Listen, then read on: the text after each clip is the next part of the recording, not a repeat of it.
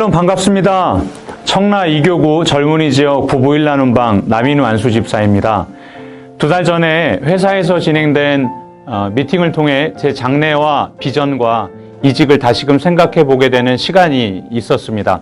2014년부터 일하기 시작했던 익숙한 현재 회사에서 그리고 구인 시장에서 그렇게 인기가 많지 않은 지금 제 나이에 새로운 곳으로 이직을 또 새로운 곳으로 진로를 또 가족의 장래를 고민하는 것은 제게 쉬운 일이 아니었습니다.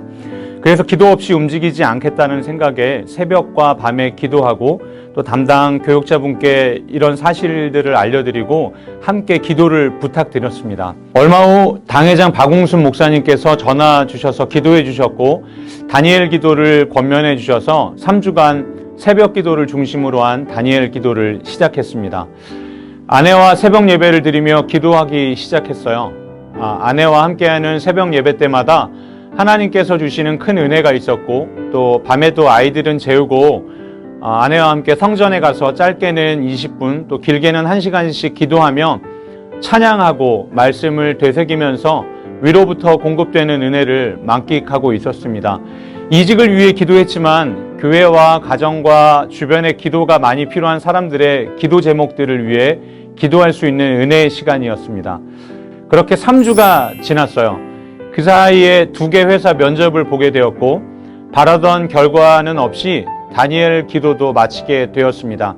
그리고 그 주일 낮 예배를 준비하면서 아이들과 주일 아침 시간을 보내고 있었어요. 큰아이가 보통은 10시에 예배를 가는데 그날은 특별히 10시 예배는 가지 않고 12시에 가겠다고 해서 아내가 먼저 예배에 갔고 제가 2 아이들을 잠시 보고 있었습니다. 최근에 2 아이들이 자주 다투면서 서로 잘 놀지 않았었는데 그날 유독 평화롭게 잘 놀고 있는 그 모습이 제 눈에 들어오게 되었습니다. 문득 아이들이 다툼 없이 평화롭게 지내는 걸 보면서 제게 드는 생각이 엄마 아빠가 새벽에 또 밤에 기도하고 성령 충만하니까 가정에 평화가 깃들고 아이들도 영적인 사람들이니 그런 영향을 받게 되는구나 생각했습니다. 그렇게 감사해야 하며 예배에 갔고 주일 저녁에 집에 와서 아내와 함께 은혜 받은 이야기를 나누기 시작했습니다. 다니엘 기도를 통해 은혜 받은 일에 대해서 함께 나누게 된 거죠.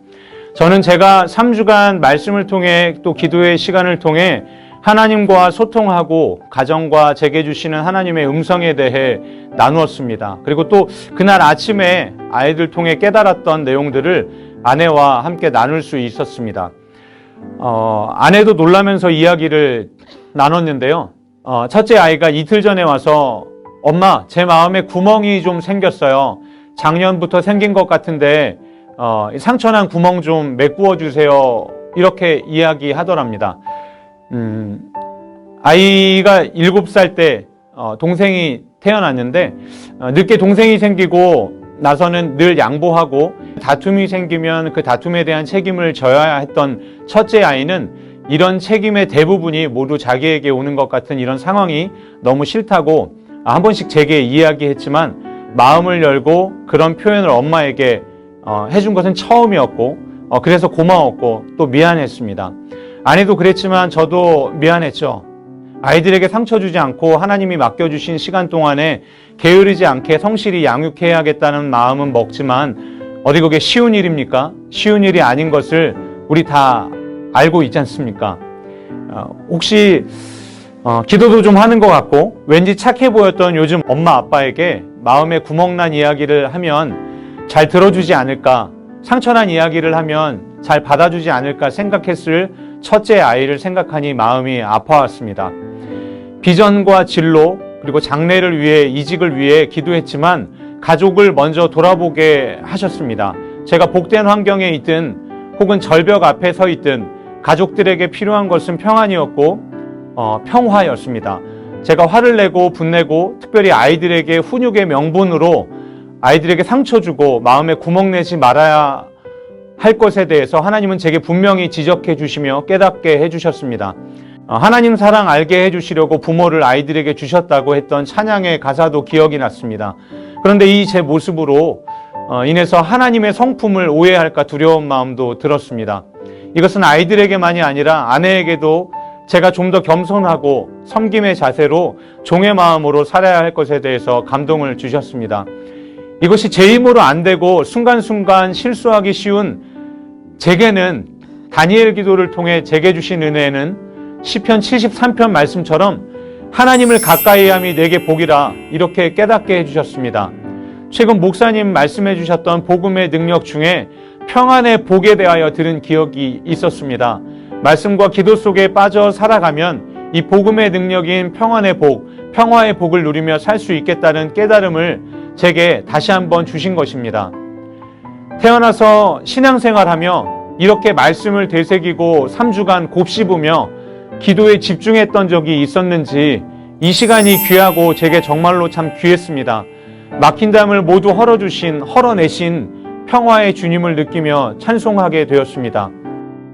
새로운 길을 가야 했던 또 새로운 도전을 해야 했던 제게 여호수아 18장 17절 18절 말씀을 통해서 므낫세와 에브라임 지파에게 너는 큰 민족이요 큰 권능이 있은즉 한 분깃만 가질 것이 아니라 그 산지도 내가 내 것이 되리니 비록 삼림이라도 내가 개척하라 그 끝까지 내 것이 되리라. 가나안 족속이 비록 철병거를 가졌고 강할지라도 내가 능히 그를 쫓아내리라고 용기 주시며 또 창세기 12장 1절에서 2절 말씀에 아브라함에게 주셨던 너는 너의 본토 아비 집을 떠나 내가 내게 지시할 땅으로 가라. 내가 너로 큰 민족을 이루고 내게 복을 주어 내 이름을 창대케 하리니 너는 복의 근원이 될지라. 제게 오늘을 살아갈 마음과 내일을 살아갈 큰 소망을 제게 힘을 주셨습니다.